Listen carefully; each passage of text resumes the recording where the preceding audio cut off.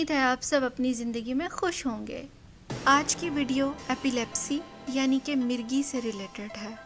یہ ایک نیورولوجیکل ڈس آرڈرز مطلب اعصابی بیماریوں کا گروپ ہے جس میں مریض کو بار بار سیجر اٹیکس آتے ہیں، جس کو دورے پڑنا کہتے ہیں۔ اس میں دماغ کی الیکٹریکل ایکٹیویٹی افیکٹ ہوتی ہے۔ ایپیلیپسی ڈس آرڈر میلز اور فیمیلز کو ایج کے کسی بھی حصے میں ہو سکتا ہے، لیکن زیادہ تر یہ بچپن میں ہوتا ہے۔ ریسرچ سے ثابت ہوا ہے کہ ہمارا دماغ 86 بلین سے بھی زیادہ نیورون سیلز سے مل کر بنا ہے، جو ایک دوسرے کے ساتھ نیٹ ورک بنا کر رکھتے ہیں۔ یہ نیورون سیلز نرو امپلسز کے ذریعے ایک دوسرے کے ساتھ کنیکٹڈ رہتے ہیں۔ ساتھ ہی ساتھ ان نرو امپلسز کے ذریعے دماغ کو جسم کے باقی حصوں کے ساتھ کنیکٹڈ رکھتے ہیں۔ یہاں میں نرو امپلس کو انڈرسٹینڈ کرنے کے لیے ایک ایگزامپل یہ دوں گی کہ سپوز جب آپ کھانا پکا رہے ہوتے ہیں تو اگر غلطی سے آپ کا ہاتھ گرم برتن پر لگ جائے تو کبھی آپ نے یہ سوچا ہے کہ کیسے سیکنڈ سے بھی کم عرصہ میں اور تکلیف کا احساس ہونے سے بھی پہلے آپ اپنا ہاتھ فوراً سے وہاں سے ہٹا لیتے ہیں۔ تو ہوتا یہ ہے کہ جیسے ہی آپ کا ہاتھ گرم برتن پر لگتا ہے تو آپ کے اسکن کے سینسری سیلز ایک نرو امپلس جنریٹ کرتے ہیں اور میسج لے کر سینٹرل نروس سسٹم تک پہنچ جاتے ہیں۔ Central nervous system in return ایک نرو امپلس جنریٹ کرتا ہے جو میسج لے کر آپ کے بازو تک پہنچتا ہے اور اس کے نتیجے میں آپ اپنا بازو وہاں سے فوراً ہٹا لیتے ہیں۔ لہٰذا نرو امپلسز ایک کوئک کمیونیکیشن کا باعث بنتے ہیں۔ ایپیلیپسی کو اچھے سے انڈرسٹینڈ کرنے کے لیے میں دو طرح کے نیورونز کا ذکر کروں گی۔ ایک ہے ایکسائٹیٹری نیورونز اور دوسرے ہیں انہیبیٹری نیورون۔ ایکسائٹیٹری نیورونز کسی بھی ایکشن کو ایکسائٹ کرتے ہیں، جبکہ انہیبیٹری نیورونز کسی ایکشن کو انہیبٹ یا سپریس کرتے ہیں۔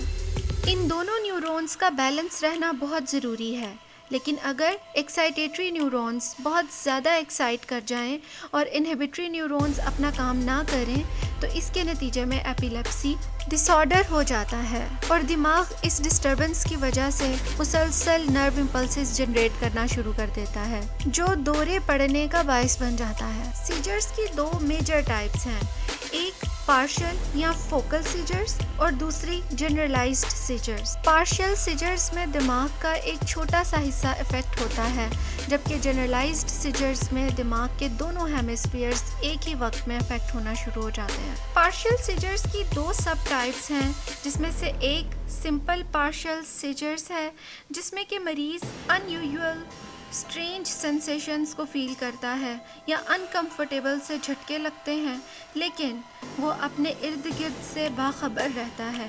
جبکہ کمپلیکس پارشل سیجر میں مریض اسٹرینج فیلنگز کے ساتھ ساتھ اپنے ارد گرد کے ماحول سے بے خبر ہو جاتا ہے اور کسی بھی چیز کا رسپانس نہیں دیتا اور نہ ہی اسے کچھ یاد رہتا ہے۔ اب بات کرتے ہیں جنرلائزڈ سیجرز کی سب ٹائپس کا۔ پہلی ٹائپ ہے ایبسنس سیجر۔ یہ اٹیکس بچوں کو آتے ہیں جس میں وہ اپنے ارد گرد کے ماحول سے مکمل طور پر بے خبر ہو جاتے ہیں اور ایک طرف ٹکٹکی باندھ کر دیکھنا شروع کر دیتے ہیں، لپ اسمیکنگ سٹارٹ کر دیتے ہیں یا بلا وجہ آنکھیں جھپکنا شروع کر دیتے ہیں۔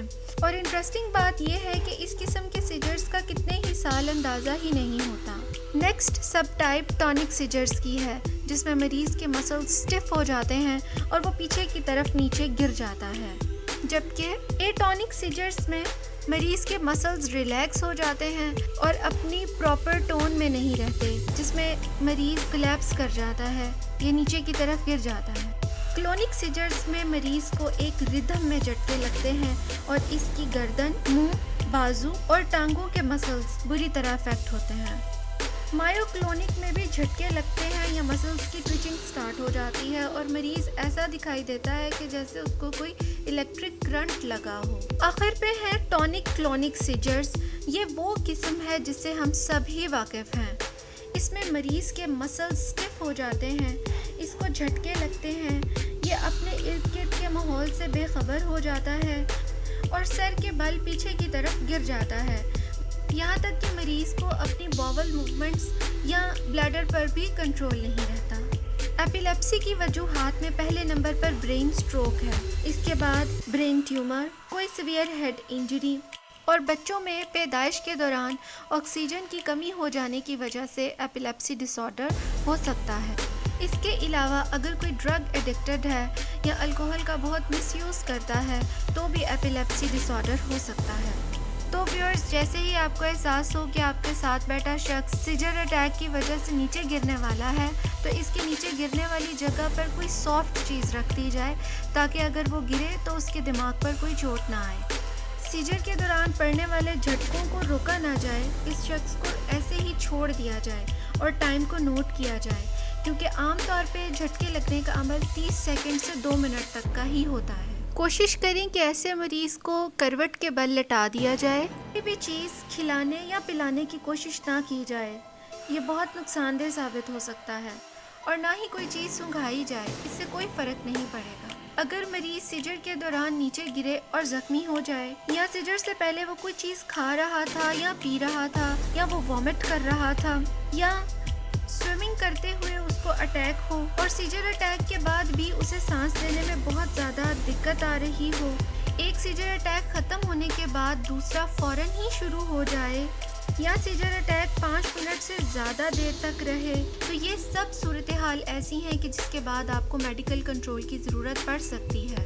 عام طور پر ایپیلیپٹک پیشنٹس ایک نارمل اور ہیلدی لائف گزارتے ہیں، لیکن ایپیلیپسی ارلی ڈیتھ کا باعث بن سکتی ہے، تو ویورز، اس کا علاج ہونا ضروری ہے۔ تو ایپیلیپٹک پیشنٹس کو اپنی ادویات کا استعمال پراپر کرنا چاہیے۔ ایسے مریض کو چاہیے کہ وہ کوئی ڈائٹری تھراپی کو فالو کرے، جس میں کہ کیٹوجینک ڈائٹ بھی شامل ہے۔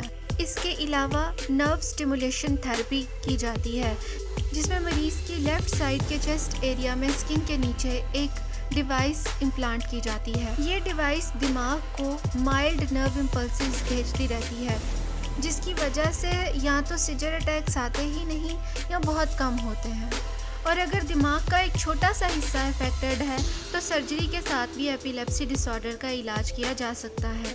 میں امید کرتی ہوں کہ آج کی ویڈیو سے آپ نے بہت کچھ سیکھا ہوگا۔ اپنا اور اپنے پیاروں کا بہت خیال رکھیں۔